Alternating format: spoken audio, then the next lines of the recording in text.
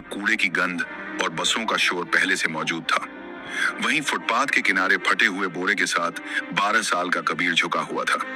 वह प्लास्टिक की बोतलें और कबीर अभी टूटी तारें चुन रहा था।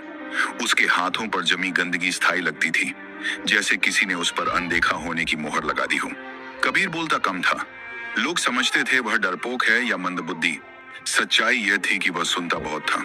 बातें, आवाजें मशीनों की। जब लोग बोलते थे वह शब्द पकड़ता था, जब मशीनें चलती थी वह पैटर्न पकड़ता था। ठीक उसके सामने शहर का सबसे बड़ा निजी बैंक एपेक्स बैंक खड़ा था। शीशे की ऊंची इमारत। हर सुबह काली गाड़ियों से सूट पहने लोग उतरते, मोबाइल पर चिल्लाते हुए अंदर जाते। कबीर को अंदर जाने की इजाजत कभी नहीं मिली थी। गार्ड हर बार एक ही शब्द कहता था, भाग यहां से। कबीर मुस्कुरा देता था और फिर कूड़े में झुक जाता था। उसी बैंक की दीवार से सटा एक पुराना ट्रांसफार्मर बॉक्स था। कबीर अक्सर उसके पास बैठकर सूखी रोटी खाता था। उसे वहां से एक अजीब सी भनभनाहट सुनाई देती थी। बाकी लोगों के लिए वह शोर था, कबीर के लिए भाषा। उस दिन दोपहर को माहौल बदला हुआ था। बैंक के अंदर अचानक अफरा तफरी मच गई। कर्मचारी अपनी सीटों से उठ खड़े हुए। मैनेजर्स के चेहरे पीले पड़ गए। एक के बाद एक फोन बजने लगे। ऊपर की मंजिल पर बोर्ड रूम में चीख सुनाई दी, 500 करोड़ गायब हो, इस गए हैं। यह कोई अफवाह नहीं थी। बैंक के मेन सर्वर से 500 करोड़ गायब हो गए हैं। करोड़ रुपए ऑनलाइन ट्रांसफर हो चुके थे। पैसा ना किसी ग्राहक के खाते में था, ना किसी विदेशी बैंक में। वह सिस्टम से जैसे फिसलकर हवा में घुल गया था। आईटी टीम दौड़ पड़ी।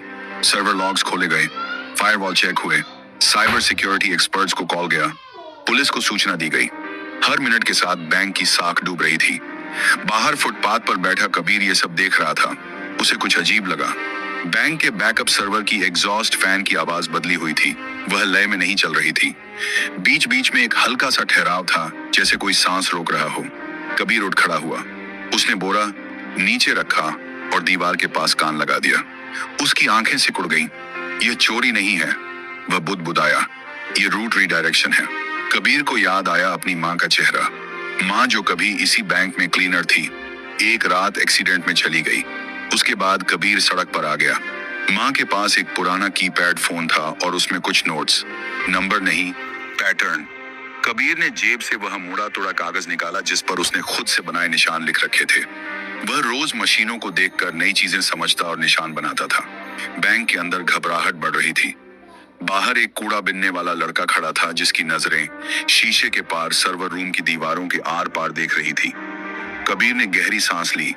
अगर अब नहीं बताया, उसने खुद से कहा, तो पैसा हमेशा के लिए चला जाएगा। उसने बोरा उठाया और बैंक के मुख्य गेट की तरफ बढ़ गया।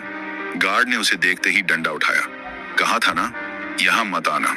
कबीर रुका नहीं। उसने पहली बार सीधा आंखों में देखकर कहा, साहब जो पैसा गया है वह अभी भी इसी बैंक में है। गार्ड हंसा, लेकिन अंदर कहीं ऊपर एक अलार्म और तेज हो गया। और यहीं से कहानी शुरू होती है। गार्ड की हंसी अभी पूरी भी नहीं हुई थी कि बैंक के अंदर से एक महिला बाहर आई। नीले रंग की साड़ी, गले में आईडी कार्ड और चेहरे पर साफ घबराहट। वह बैंक की senior operations manager Anjali Verma थी। पिछले 20 मिनट से वह लगातार आईटी टीम और हेड ऑफिस के बीच फंसी हुई थी। उसकी नजर कबीर पर पड़ी। क्या कहा तुमने? उसकी आवाज सख्त थी, लेकिन आंखों में थकान साफ दिख रही थी। गार्ड ने झट से कहा, मैडम ये कूड़ा बिनने वाला है, झूठ बोल रहा है। कबीर ने सिर झुकाया, फिर धीरे से बोला, मैडम पैसा बाहर नहीं गया, सिस्टम ने खुद रास्ता बदला है। अगर अभी कुछ नहीं किया गया तो 3 घंटे बाद वो पैसा अपने आप मिट जाएगा। तुम्हें कैसे पता? क्यों? आपके बैकअप सर्वर का फैन 30 सेकंड में एक बार रुक रहा है। ऐसा तब होता है जब लोड जानबूझकर घुमाया जाता है। ये चोरी नहीं है, ये ट्रैप है। अंजलि ने एक पल सोचा। अंदर आईटी हेड चिल्ला रहा था कि